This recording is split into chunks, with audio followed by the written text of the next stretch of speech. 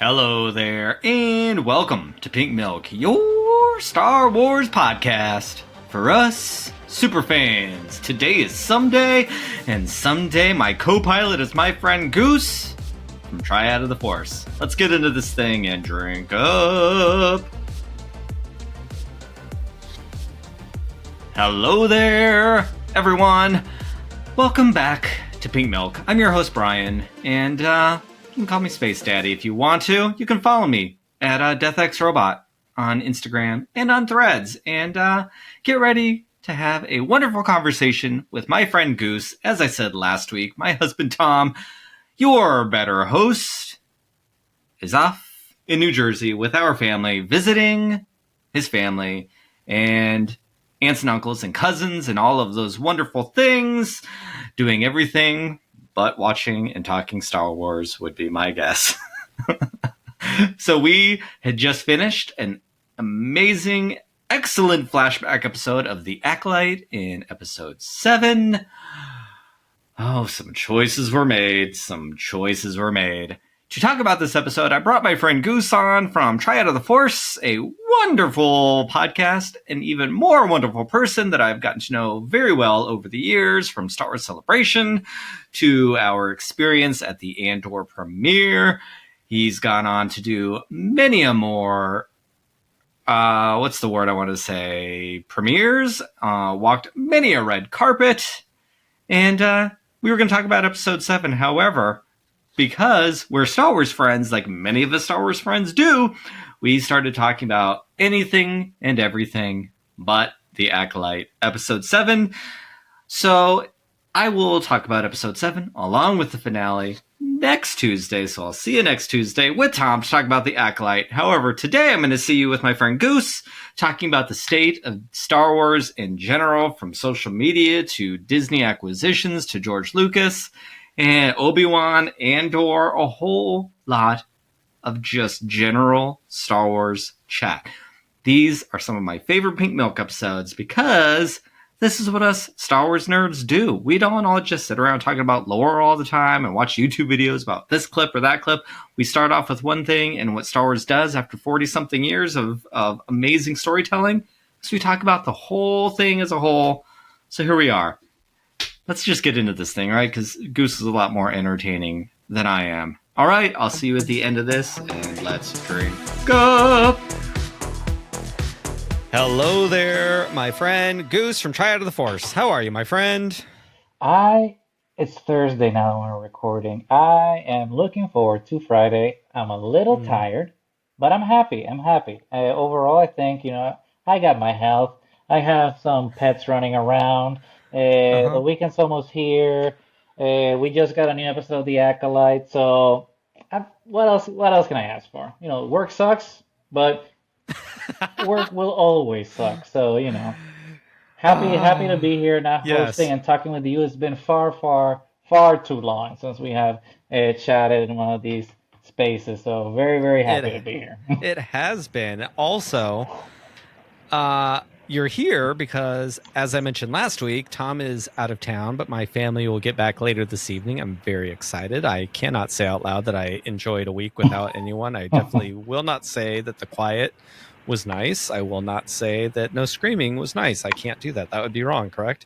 Correct. But you are my first guest since our post is Pink Milk over ? Is it ever coming back ? Now we're back !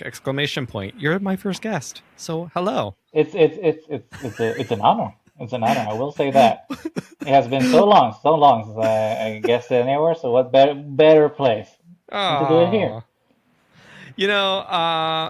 Don't say it's an honor yet, because I haven't interviewed anyone in a very long time. So this could be terrible. I don't know. No, it'll be good. It's just two buddies just talking. Exactly. We've known each other for several years now, right? Yeah.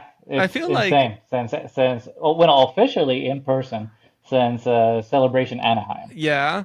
And then we were just talking before we hit record. We were talking about our Andor fun together and all the things we learned about other people and ourselves there. So it was a good time. I have only grown to appreciate Andor even more Yes. post everything, I'm looking forward. I want to have another pink milk discussion about Andor, because when it was coming out, I loved the show, but I did not like talking about it because it was so heavy. And I felt that way about Obi-Wan, but I've had time to process, and like Andor and Obi-Wan are very different, but they share something in common of they are not a lot of fun. Fair, fair. And I I understand remember that. Yeah. I Well, it remember depends on your leaving. definition of fun, though, because if you're, into pain and misery, then those shows definitely are Actually, enjoyable. that is true. The Cure and Depeche Mode are some of my favorite bands. So there might be something with a love of misery. I am a Gen X kid. Um, but speaking of the Andor premiere, I remember leaving that theater.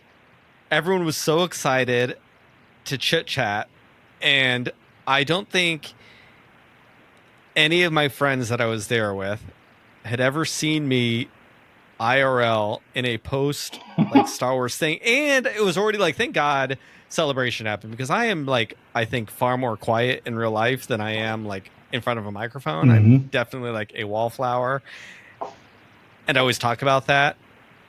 And so I don't know if people believe it or not, but it's the truth. I am much more quiet in IRL. But like after seeing a Star Wars, I just need silence. I am so internalizing everything. I am like, I would never be able to do like a reaction video or like watch alongs, because like I need to Yeah. internalize everything.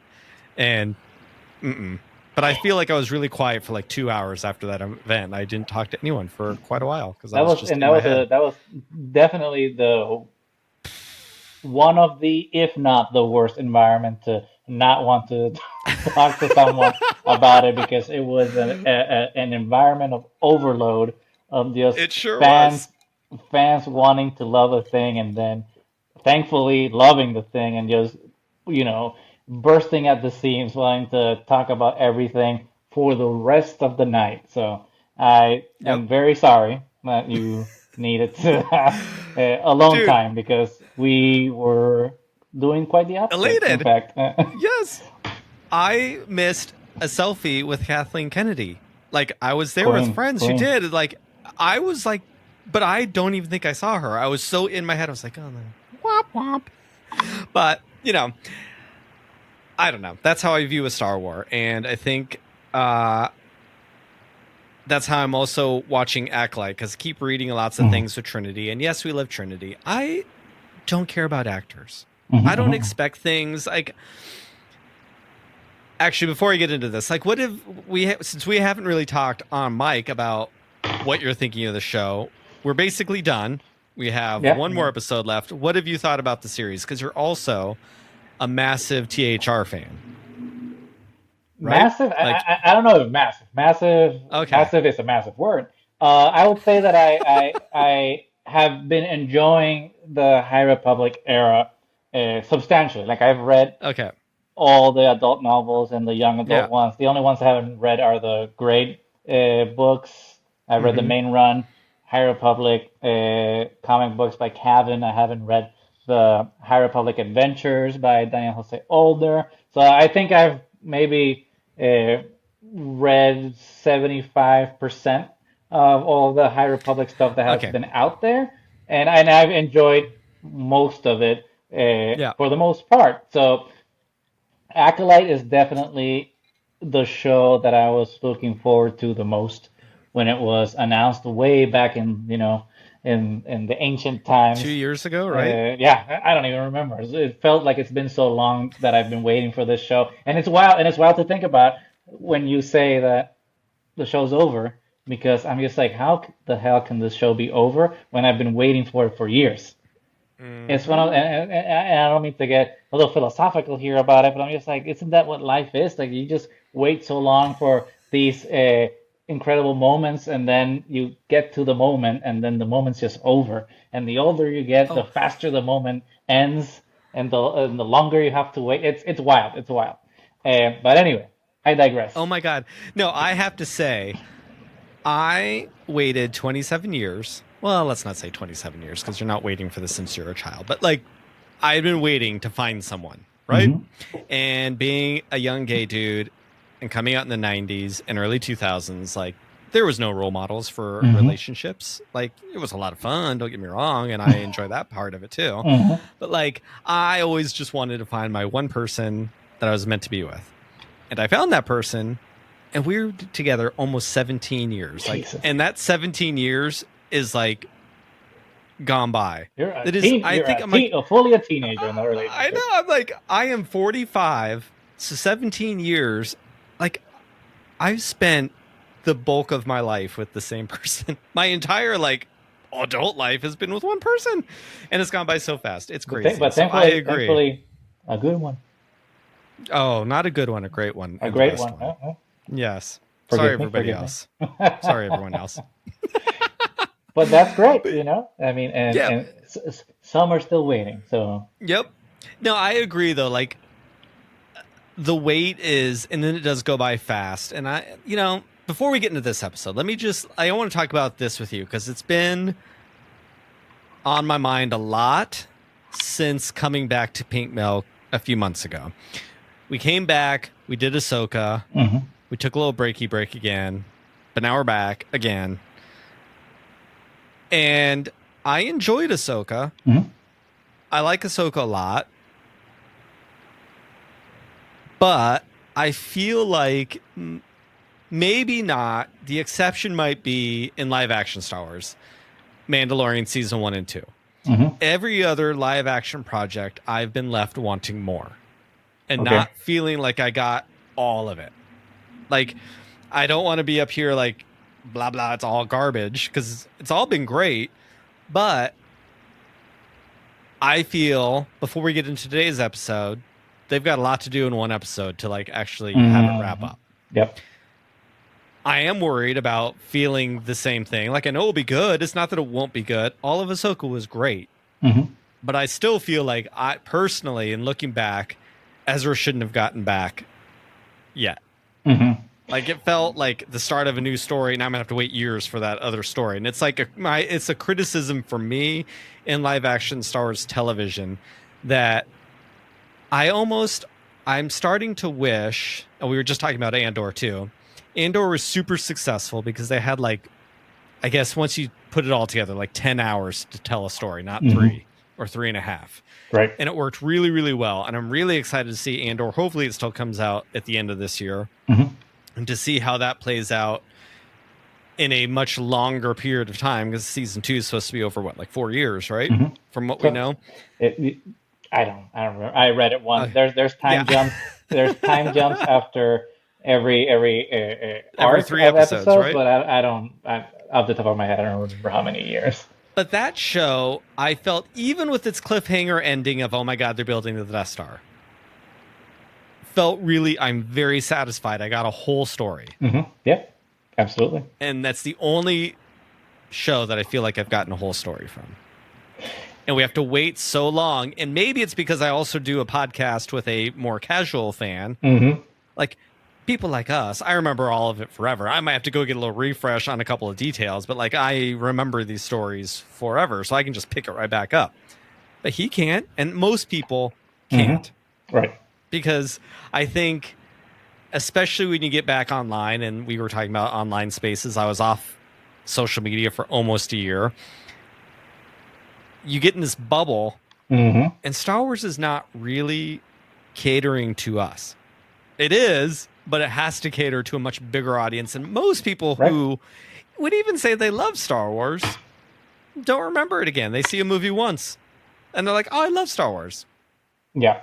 So are 8 episodes really benefiting Star Wars? I don't know. Do I think maybe would I rather have one show a year as opposed to 2 shows a year that were like 16 episodes? Or 8-hour-long episodes? I don't disagree with you at all. And one of the advantages that I've had to kind of contextualize myself as how I'm watching Star Wars is that I'm kind of going through a similar journey as you have with Tom, because like my current partner, she has never seen. I mean, she's a Star Wars fan in the sense that, you know, she's seen the movies and she likes them and all these things. Yeah. But she's not like you or I, who like are reading the books and watching all the animated stuff and watching the live action stuff and being like, well, this is Kiadimandi's age. Oh, maybe we don't worry about Kiadimandi's age, but we at least have some idea of what the pulse of the Star Wars machine is,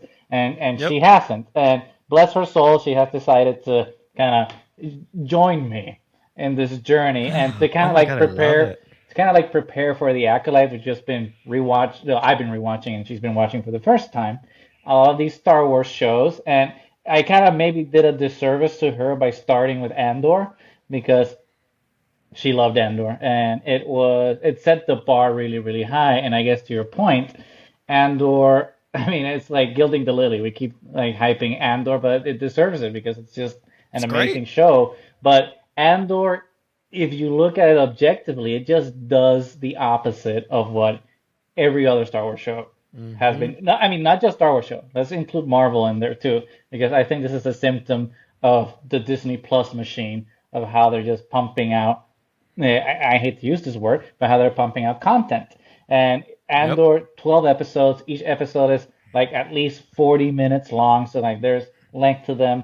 The season's longer. There's I don't want to say seriousness because I don't mean to imply that the rest of the Star Wars shows aren't serious, but there's a gravitas that Andor has in terms of like just purely just in the sense of like how the show is just set up that it's completely different from everything else. And Hmm. Andor is the opposite of The Mandalorian, right? Andor is grounded, it's a spy thriller, and Mandalorian's kind of like this pulpy space western, which is great. And Mandalorian season one, the first Disney Plus show of the Star Wars shows that came out, is amazing. Like I love season Hmm. one of The Mandalorian. It was revolutionary for the time. But the way that Mandalorian is set up works for shorter episodes because it's more like Hmm. a Saturday morning serial type of thing, and it's episodic.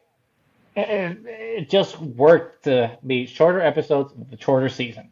Um, However, I do think that by seasons two and three, it outgrew that formula because it was trying to be bigger than what season one was. But in a way, I think that Mandalorian season one's success made the MCU and Star Wars fall into the trap of just doing the same thing over and over. Hmm. And to its detriment, because I think we got diminished returns in Mando season two and three. As much as I liked them, I don't think that the Oh. quality was as good as season one. Obi-Wan Kenobi, as much as I really liked the show, I think it should have either been a movie or Hmm. a longer series. And Hmm. Book of Boba Fett, it's what it Oh was. my God. Um, I was just about to say, season 3 of The Mandalorian was the only live action Star Wars that I just actually didn't like. Didn't like it. Because I always forget. it had so many highs, but when it was low, it was low. Yeah, the lows didn't. They weren't equal low as the highs were equal high, if that makes sense. Yeah, The highs were like mid, and the lows were like, I don't know, center of the earth low. yeah. But I always forget the Book of Boba Fett even exists. Which is Because not like it's not a bad show. The problem is oh that my God. I feel like the problem with Book of Ugh. Boba Fett is that it was trying to just keep the Favreau verse. People call it the Filoni verse, but that's the Favreau Yeah. verse going. Yeah. And I'm just like, is Star Wars really like that whole Marvel thing where like everything has to be Ugh. connected? I don't Yeah. Mm-mm. think so. I like the variety of Star Wars, but I don't feel like we need to just keep doing that thing because again, Yeah. it's the same thing with Marvel. Like I'm getting tired of standalone series. Like I want a show that just keeps going for a couple of seasons, and be invested Yeah. in the character instead of being like one and done, and then one and done, and then one and done. And it's like then just make a movie at that point. Yeah, because there's too many characters and too many timelines to juggle Hmm. for a casual fan. So I'm curious how all this is working, Like I have to say, I feel like well, your girlfriend, if she's gonna watch anything in the new era, I still say watch the cartoons because they're the best. Visions, She doesn't like I think animation. I think Visions is still my favorite thing that new Vision is Star Wars great. has ever Yep. done. Like Yep. both of them, I can't like. and I feel like I feel Visions is the one thing that would never happen if George still had it. Like, I just don't think that would even exist, and it's great. Probably not. I can see it not happening for sure. And I don't mean that as a slam against Lucas, like by any means, but it's just something that I just don't think would have happened. I feel that the sequel trilogy and like even The Mandalorian are what Disney thought the audience wanted to see. And again, I'm not saying that to be like a bad thing against them. But Andor, not that I think George Lucas would make that show, but I feel like it was the most Lucas-y thing of all because it was so opposite to anything that ever happened before. And I think that is what I'm really appreciating from Andor more than anything. And it's what I appreciate and love so much about the prequels. And the prequels are still my favorite trilogy. And I was around back then, and I've been around since the beginning of Star Wars, but like the prequel trilogy was not what anyone wanted. Yeah, well, not what they were going to get. Not what anyone wanted that came in from the original trilogy. Yeah, at the time. Because all the prequel babies now are now doing the sequel bashing that the original trilogy babies did. It's like the Ouroboros, right? Of like we're just eating our own tail. It's like poetry. Perpetuating, unfortunately, like bad poetry. It's just perpetuating this toxicity. It's like, I wish people didn't bully me for the things that I liked when I was younger, but now I'm just going to bully the person. It's just like, break the wheel, man. Just like, don't perpetuate cycles of negativity that you did not enjoy. So it's definitely interesting. So, not to cut you off, but I totally agree with everything you're saying, and I think to that point, there's a thing that Lucasfilm / Disney has to do, which is like make these shows appeal to people that are not just us. And I think to an extent, it hasn't really done that as much because Ahsoka, as much as I also enjoyed it, we just finished watching it, and she tells me like if you weren't here, I wouldn't have known what this show was about. This is a show that's a sequel to an animated show. So if you hadn't told me like why I should care about Ezra or why this or who's Thrawn or why are there space whales or anything, I wouldn't have understood it. This is a show for you guys.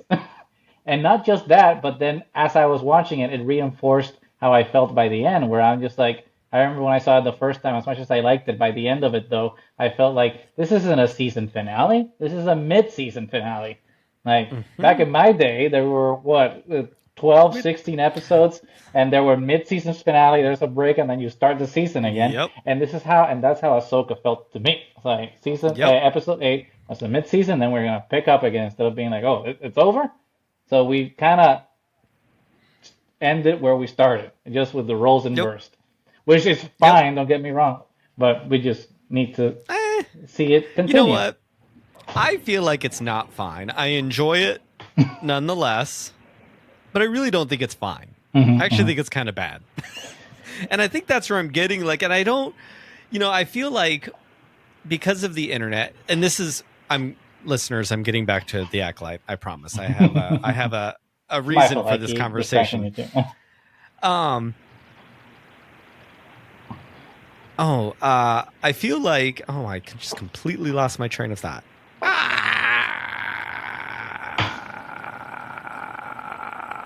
Darn it. I will say that, okay, so I've been watching Melrose Place. I've talked about it on this. I'm like stuck on the Melrose Place thing, right? And maybe that's where some of this is coming from. And you mentioned like mid-season finales and stuff.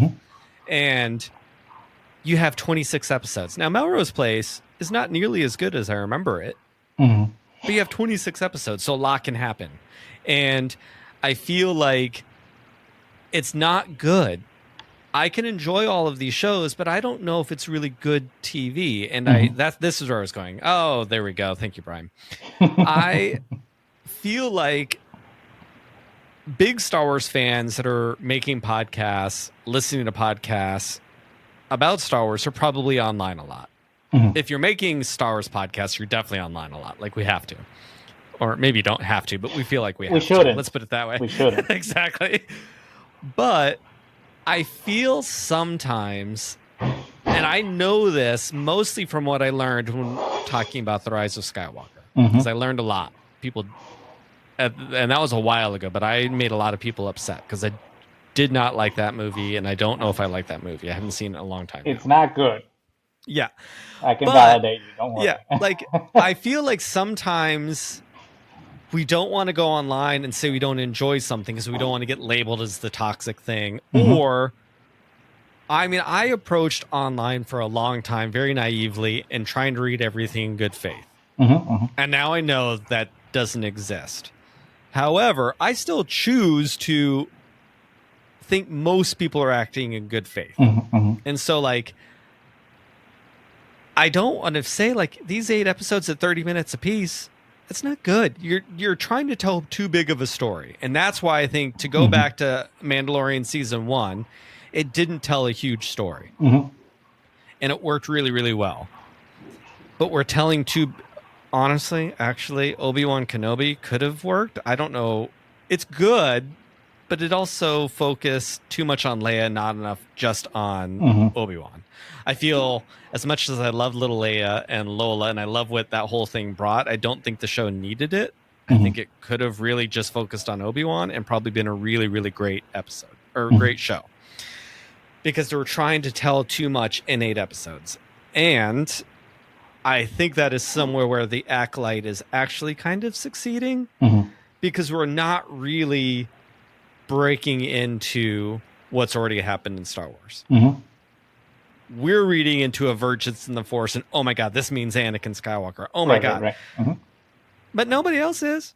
Yeah, there is. Like, most people aren't cool paying word. any attention.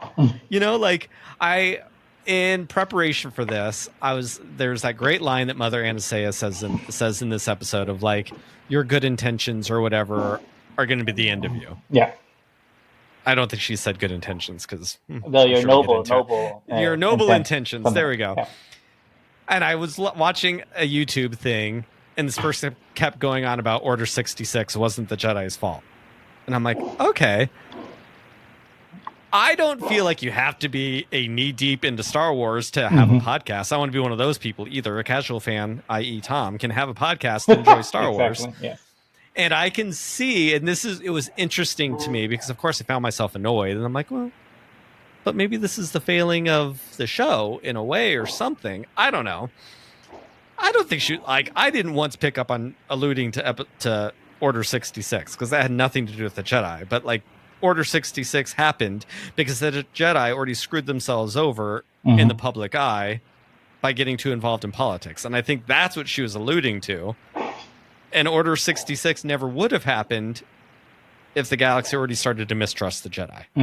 Yeah. And I think that's what the show's setting up. And so I thought that, I was like, oh, mother is mothering, and that was a great sleigh. She literally says this is mothering when she says, like, I choose mother. Oh my! And I was like, oh, yes, crap. So I will say I think this show is succeeding in not plugging into larger Star Wars absolutely directly. Indirectly, it's great. Yeah. However, as much as I love this episode, I feel I'm very curious how next week is going to work. It's the first time in the show I've been a little bit nervous because I've loved everything. I guess I shouldn't say that. I got nervous last week. I liked last week's episode, but I thought last week's episode was going to be this episode. Yeah. And now I'm like, oh God, we got a lot to do.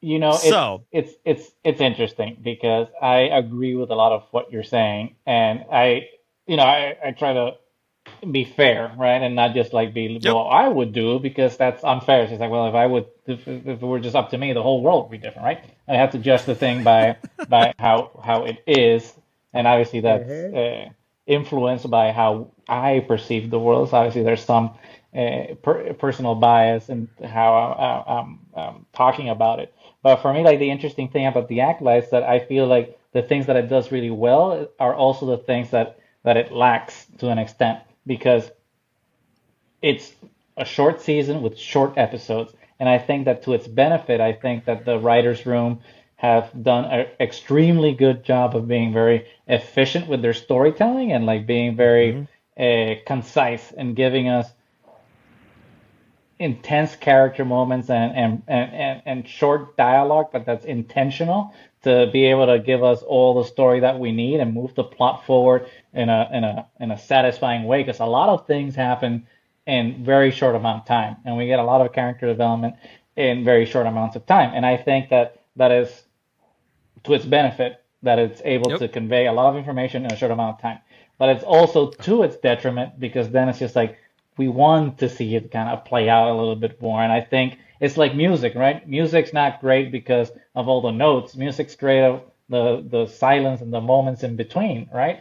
So Yep. I feel like one of the problems with the Acolyte is that we don't get that breathing in between the notes to kind of be like, okay, let's just develop all these things. So that's why, and it's not because I think that every Star Wars show needs to be Andor, very much not. We need variety in Star Wars. But I feel like there are lessons to be learned about what Andor did. And let's be honest, Andor wasn't revolutionary. Andor just did what shows have been doing in the golden age of TV for over a decade now. So I feel like if the Acolyte had been a little longer, even 10 episodes, and each one Yep. not even an hour, but give them 10 more minutes to breathe a little bit more. I think it would be much more efficient, and I think people will be a lot more satisfied with all the character beats that have been happening. And you don't have to change the plot. I think the plot's perfect. I just think that everything needs to breathe a little bit more. But I will say that I love how the series is structured in terms of like being like the eclipse. You know, the eclipse is the midpoint of the series, and it Yep. just mirrors itself as you look out. So it'll be great 100%. it'll be great to just watch the series once it wraps up because it'll be good to see like how everything pays off from each other going backwards and forwards. I think there's a really interesting way that the show is set up symmetrically, you know. But I I agree. love it. I agree. I think also the flashbacks, while I like them, I feel like they also make the show lose a little momentum because I think they will function so much better if they're intercut with the present time and how the past is affecting the characters in the moment. But you know, I think that's a nitpick on my part because that's how I don't think that the show isn't working with how it's being presented right now. I just Yeah. think that that little change might make it a little more kinetic. But I was rambling there. No, I love this because I don't even think. I mean, I only have you for so long. I don't even think we're going to talk about this episode. We were just talking about the state of Star Wars post and during the Acolyte, which I love because I necessary. don't get to have these. I don't get to have these kinds of conversations with Tom because he's a casual fan, and I think this is great. So let me ask you something because you mentioned before we recorded that you were watching the House of Dragons. Yeah. I'm watching the House of Dragons. I am not enjoying it, Mhm. but that's like fine. But there's something interesting because you're talking about how fast this is, right? I was talking to one of my friends about this show earlier, and sometimes when I read the social media, I listen to podcasts, I watch YouTube about Star Wars. When I hear people talk, I'm like, I am not saying like that's not Star Wars because that's a toxic, gross thing. But like to me, I love George Lucas's faster, more intense. And my favorite thing about Star Wars has always been that I feel Star Wars. I mean, you can go back to 1977, A New Hope. We mentioned the Clone Wars. What the hell are the Clone Wars? It is a throwaway line. But you know what? We lived in the Clone Wars for 15 years before we ever saw what it was, right? Yep. Then we finally get the prequels. We were all so excited to get the Clone Wars. We got none of the Clone Wars because George Lucas told a story about Luke Skywalker and all things Empire Rebellion happened around Luke, but it was never about those things. The prequels was about Anakin. So we had the rise and fall, not the rise. We saw the fall of the Jedi and the rise of the Empire happening, but it was around Anakin. Right. We didn't see any of it. And I mean, Star Wars is my favorite thing. I think everything about writing and what I enjoy in movies or television or comics comes from Star Wars because it is my greatest love. And so I enjoy what I think Star Wars does is allows you to play in these grander schemes. Right. It doesn't give you all the information. because Star Wars is asking you to bring yourself into that world. And I think, personally, I think that's why it works so well. Yeah. Is because and I also think what makes social media around Star Wars such a dangerous thing, because I really think, unlike a lot of things, Star Wars is our vision of what it is. It doesn't tell us a lot. And I think that is why season 1 of The Mandalorian works so well. It was just the story about this dude who clearly is broken. We don't know why. We know he's broken. And he's just kind of fumbling around. And we like him enough knowing he's looking for something. Yeah. And then the last episode, or the end of the first episode, he finds what he's looking for. And now it's like, oh my God, now what do I do? Right? But it was just about him. It wasn't about the Book of Boba Fett and what's going on without Jabba the Hutt. It wasn't about any of those things. Those things were existing, and we got little crumbs of it, right? And it's exciting. But that's not what shows do anymore. That is not television anymore. That is not movies anymore. And Star Wars, I wish, would stick to its guns. Yeah. And if there's, for me, and again, I'm not trying to say this is what Star Wars is for everyone, but I do feel like that's what's missing, is it's trying to be faster, more intense, because everybody knows what Star Wars is supposed to do, but they keep telling too big of a story. We mentioned it about Obi-Wan. If Obi-Wan had taken Leia out, she was great. I'm not saying I hated Leia. You know, I wanted to see more Padme Amidala, and I'm still irritated that I didn't get to see more Padme Amidala in episode 3. I wanted to see how the rebellion was formed, but you know what? He was right. The story wasn't about that, so he took it out. I mean, but I think there's a point to what you were saying about how people engage with Star Wars negatively, which is because it's in a way like that blank slate in which you project yourself onto.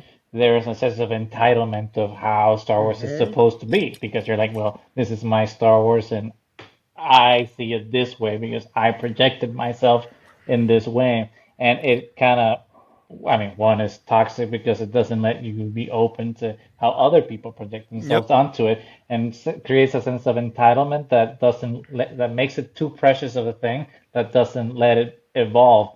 But I think there's also, and I swear, we'll talk about the episode proper. Well, this is too interesting to let go of. I think the way that recent television has, I don't want to say poisoned, but accustomed people to watch TV has also made them cynical in terms of watching something that's not that. And it's just people now are focused on the plot twist, on plot holes, on Easter eggs, and all of these things that are besides the point to the characters that, for a show like Acolyte, where, let's be honest, for this episode specifically, we always knew we were going to get the flashback of the other point of view.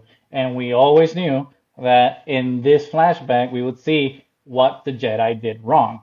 So I feel like people are expecting like these great big plot twists. And I'm just like, this show is not about the plot twist. Like, this isn't Westworld, where it's just like, well, this character is an android, and it's like, no, like, we know what's going to happen. The show has been telling you exactly what's going to happen. So it's not about the expectation of being surprised. It's about the journey to feel the characters,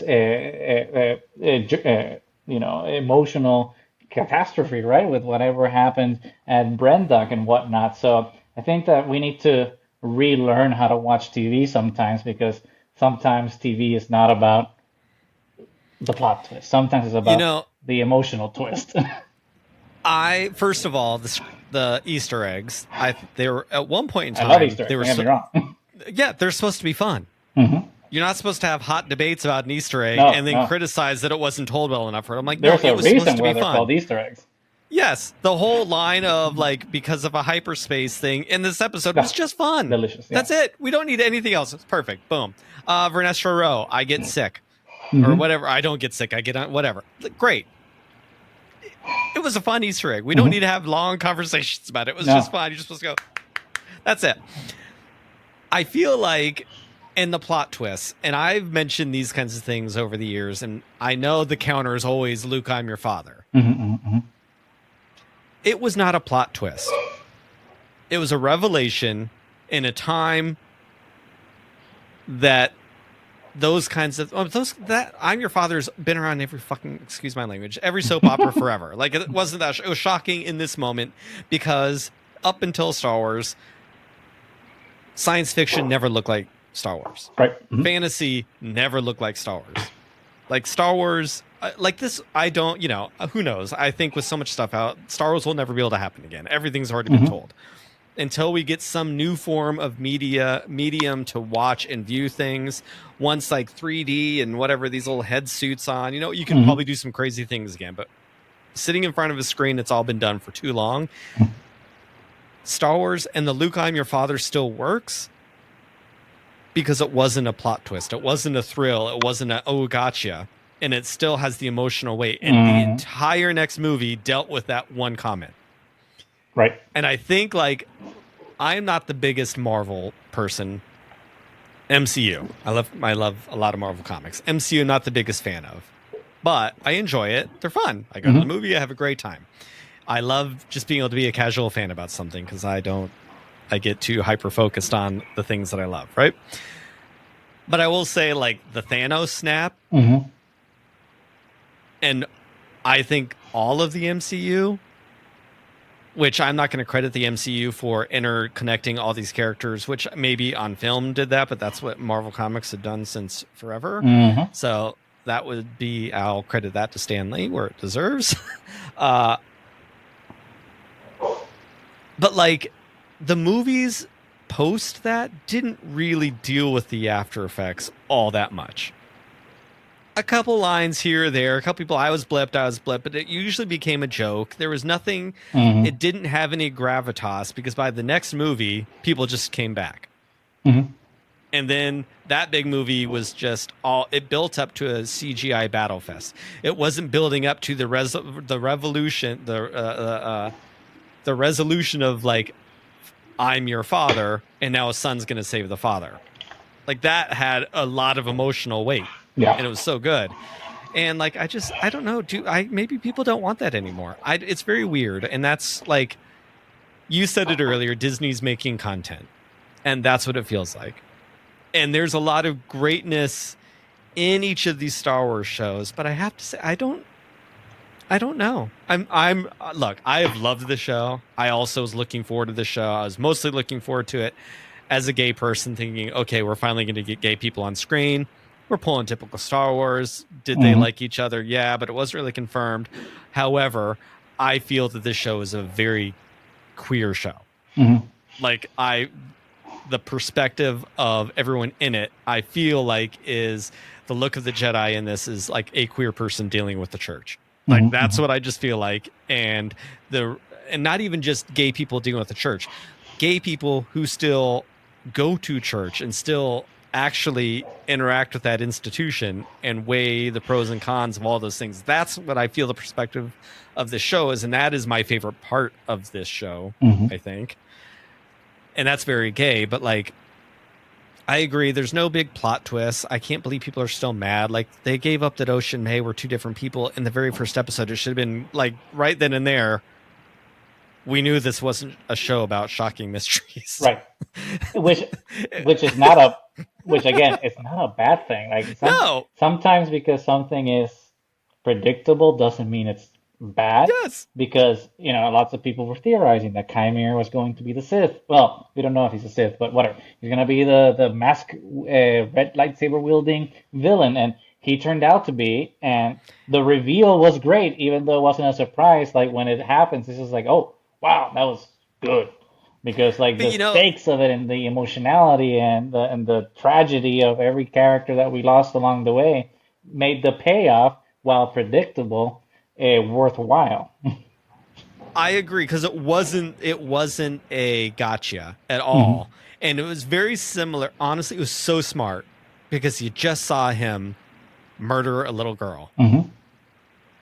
And like 3 stabs, baby. You're like, gutted. And so all of a sudden the reveal can't even be the shocking thing because you're like, oh my God, like they just killed her. And like you're stuck in that emotion.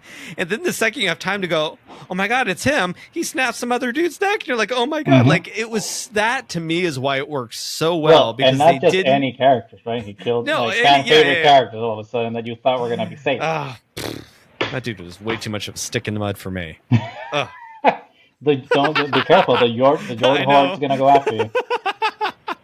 They will. They're Sorry, brokenhearted, Jordan. but they're still assembled. Tom liked that character a lot. I feel like It's fitting. I feel It's like our people personalities that together. follow the rules feel like Jordan a lot. He wasn't my favorite, but I was sad to see him go though. He wasn't a bad dude. Yeah. No. Anyways, but it was just so good. Like it was, the reveal was not the shock. It was who and how they died. That's what was shocking. Yeah. And that's going to make that episode last the test of time. Yes, You know? I think the series as a whole has been like excellent. Like it's one of the ones that I have enjoyed them, and even there. I mean, maybe Andor's better. They're objectively maybe other shows have been maybe better than Acolyte, but for me, Acolyte's memorable just because it gives a damn, and it's doing something fresh, and it's being it's not afraid to be itself. And I think that's something that I respect a lot of shows that's like didn't pull any punches and was just like this is unapologetically the Acolyte, and you cannot blame it for being Rise of Skywalker, for example, and try to appease a certain side of the fandom, or the Force Awakens to try to bring in the old trilogy. It's like no, the Acolyte is like we're doing this, and it's gonna be what it is, and you either like us or you don't. And thankfully, I feel like people have responded well to it.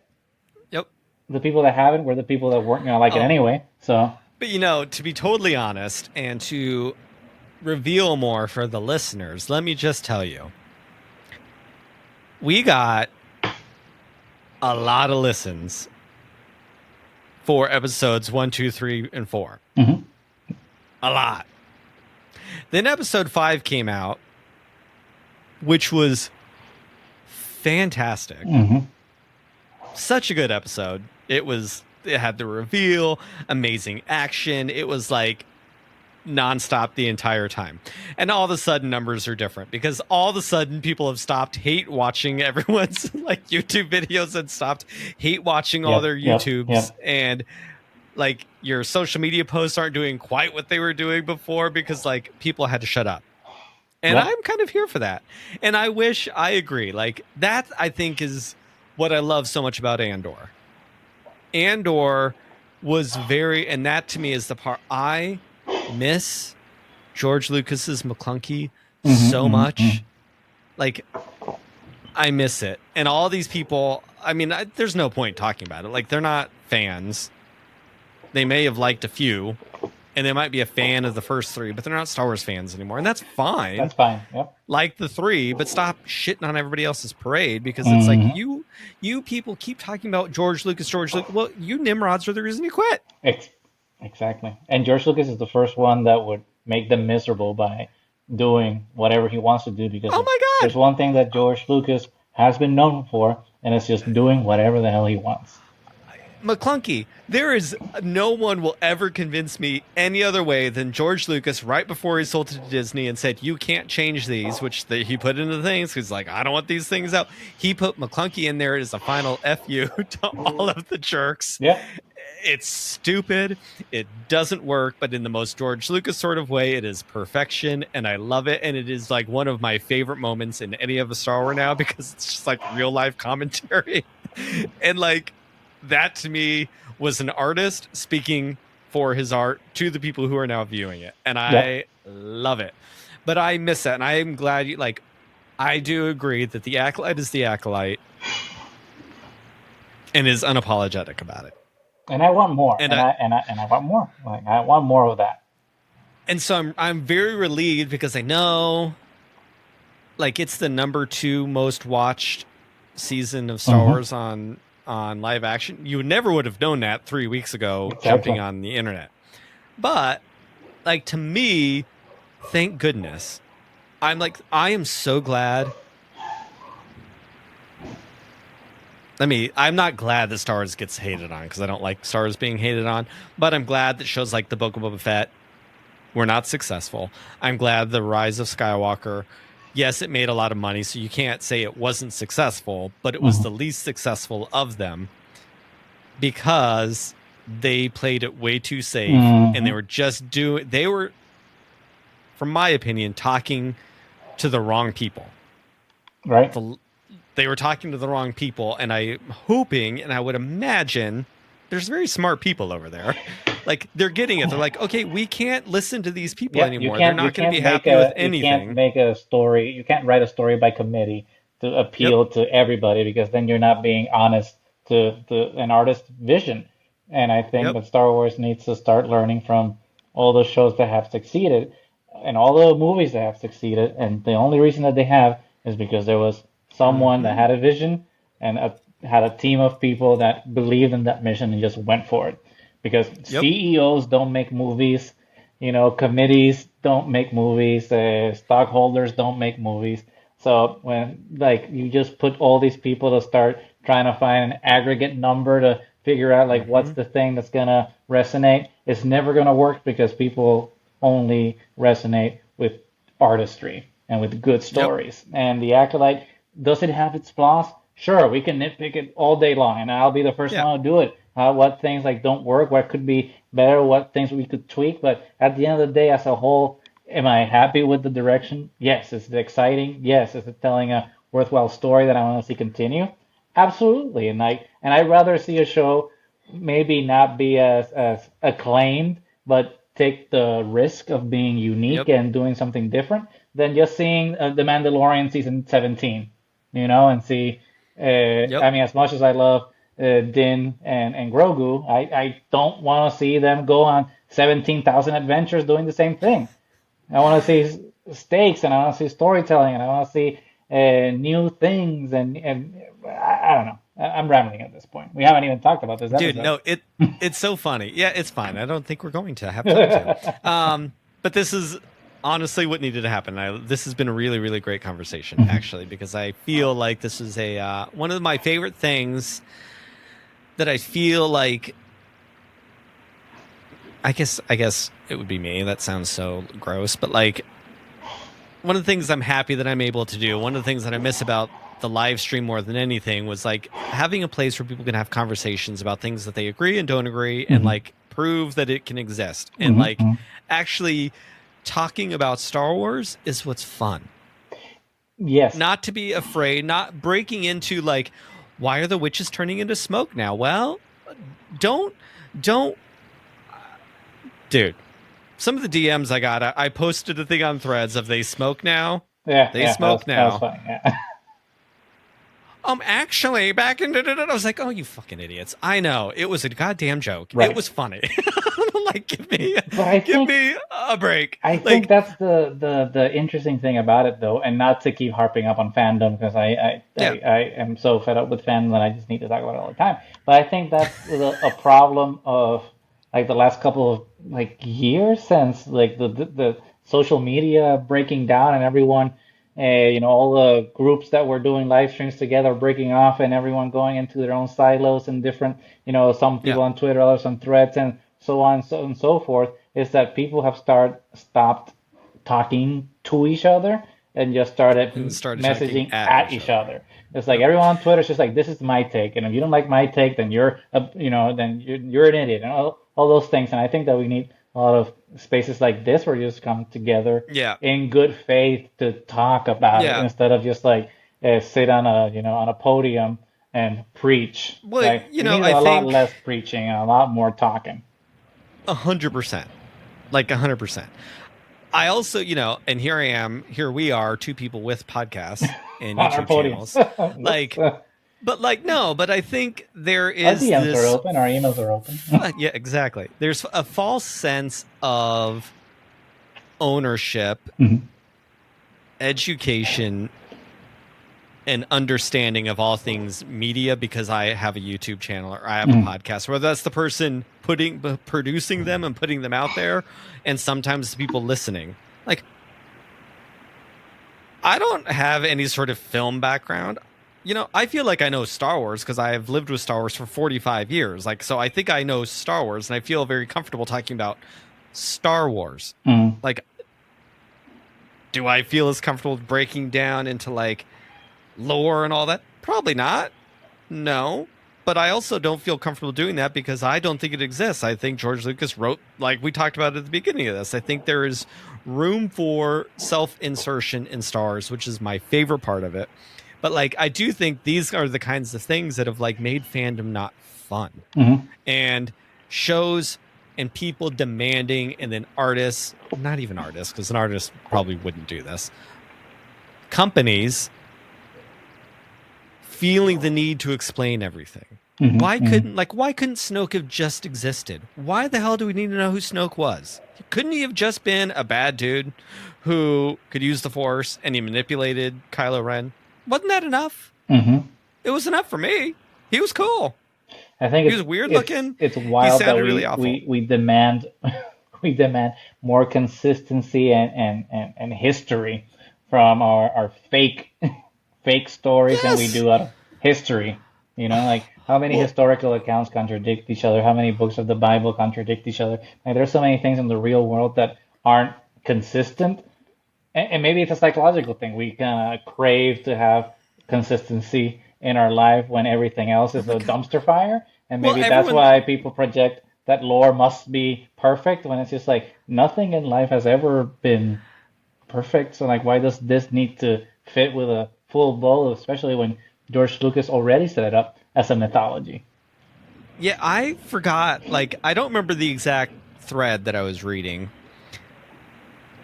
But this person, to me, just sounded like an idiot. And, like, maybe Google is a part of this problem because we have answers to everything whenever we want it now. And then we don't even know if that's verified as a good answer or not, but it's there. And we don't need to go into Wikipedia. We can read the first 3 lines at the top of my Google search, and now AI is just going to give me those 3 things. So horrible, now and I think people think they're educated in something now because they read 3 lines. And you're like, whenever I'm not about Star Wars, more like real world situations of like, well, where did you like, we're just having a conversation about politics or whatever, which, where I read it on Facebook or I read it on Twitter. That is not research.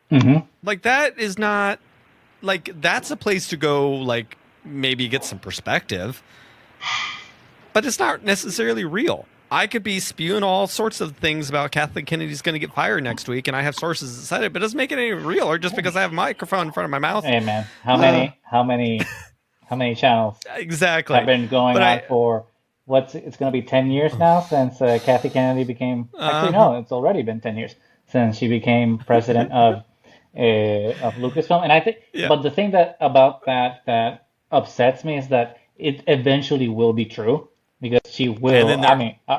She's a human. Eventually, she will retire, or God forbid, die. And like that when that day happens, like all these grifters will be like, "Aha! See, we were right." And it's like you weren't right. And it's like a broken clock is only right once, not twice. Once because it's PM and AM, and it can only be one. And it's just like like eventually it will be right. But you've been saying it for 10 years. It's like it didn't mean you're right. It meant you're wrong. It meant that you just said it long enough where probability was on your side. Yeah, but I had read this thread, and I wish I had been a better podcaster and snapped it and knew I was going to talk about it right now. But we're just having a conversation, so I didn't know this was going to come up. But this person was listing all the things wrong with the Acolyte. And all the hypocrisies, which I'm like, dude, we're in episode 3. There's nothing, we don't know the whole story yet. I'm not saying it's going to be great. It could be a clusterfuck of a mess. I don't know, but it's not done yet. Wait. Yeah, but like, let's wait. Or you can even say, right now, I'm very confused. And like, there's a way to say, I'm not enjoying this by episode 3. And you can not like a show, even though it's not finished, because you have problems with where the story is going. But don't say the story is not written well. Dumb. But these people, and it's nerds, and I'm only going to talk about nerds who probably spent, and I'm even going to go so far down to the nerddom of saying they're probably people who've played D&D every Friday night for the last 52 years of their lives. Like that level of nerddom, which I love. I'm not slamming any of you D&D people, but lore comes out of story. Story doesn't come out of lore. And like, maybe maybe Tolkien. I don't know. I'm not an expert at any of these things. Tolkien shit is fucking boring as hell. I'm sorry. I know there's like, the movies are fun, but those books, I've tried to read those books so many times. The Hobbit's fine, but you know what? The Hobbit was also written for kids, so maybe that's why. But I'm like, reading 42 pages of Legolas collecting arrowheads, boring. Game of Thrones, boring. Reading 72 pages about whatever is boring. Like, for me, I'm like, no. And maybe those kinds of authors, mad respect, because that's a genius all in itself, maybe they write an S-ton of lore before they ever get to the book. But most art, whether it's a song, a painting, an illustration, a movie, is vibing. And sometimes stories or whatever starts to take itself on a journey. Maybe not to a huge amount of success, but I've written many things. I've made my own comics for a long time. Shoot, we're two people over here making podcasts. You can't, no matter how many notes you make, I had a whole tablet of notes ready to go. And that's not where the conversation went, because that's what art is and conversation is. You don't know all the answers, and sometimes things come up, and it's great. And so if you're so beholden to what came before, it's not going to ever be good. It's not retcons aren't necessarily the whole retcon thing. That's just so dumb. Like these are like new social media words. Like, no, somebody had a good idea, and so it made you reflect differently on what happened before.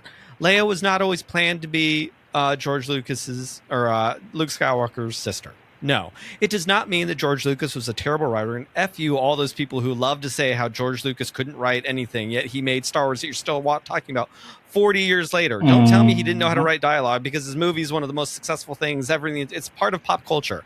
He was incredibly talented. He had his own distinct style that you may or may not like. But don't say he was not talented. It's the stupidest crap I've ever.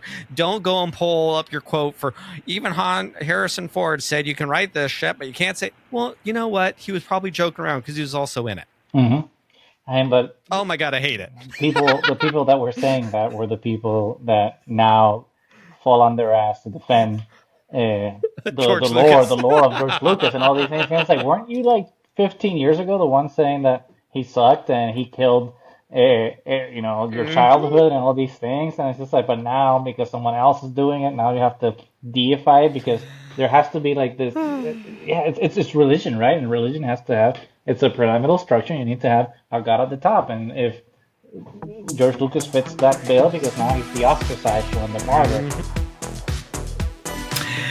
And thank you, Goose. I appreciate you. Thank you, everyone, for listening, everyone for watching. If you're doing this on YouTube, make sure to like and subscribe to the video. We are on our way to 1,000 subscribers. Keep an eye out for some fun giveaways and things like that coming up. Follow me on social media, on Instagram and Threads at DeathXRobot. If you enjoy what we do, shop the site, deathxrobot.com, where you can get all of your pop culture needs. Lots of cute U2s, plushies, only the greatest vinyl records, a fun collection of movies, and t-shirts like the one I'm wearing right now.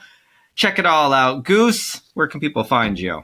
Thank you. I mean, this has been amazing. Thank you so much for having me. But if people, were okay with listening to my inane babbling and multiplicities of tangents, they can find us at Triad of the Force, and Triad of the Force is on podcasts and all the platforms that podcasts can be found. But I'm just gonna pimp out the Apple Podcast and Spotify, because those are the two main ones. On the socials, we're still on Twitter, but we're not active there. So if you want to see like our active posting, definitely look for us on Threads at Triad of the Force. That's our handle everywhere. So it's mainly Threads and Instagram these days. But we also put out our podcast in video format on YouTube. So please feel free to check us out there. And if you're there, subscribe, share, like, leave a comment. All those what's it called? All those action words or whatever the hell the YouTubers saying for that to get us the engagement. So yeah, we're just having a good time since 2022 or whenever it was we started this together. All right, everyone. Until next week, I will see you next Tuesday with Tom, where we talk about episode 7 of The Acolyte and what is sure to be an amazing conclusion to a wonderful season of a brand new Star Wars show. Until next Tuesday, my friends, let's drink up.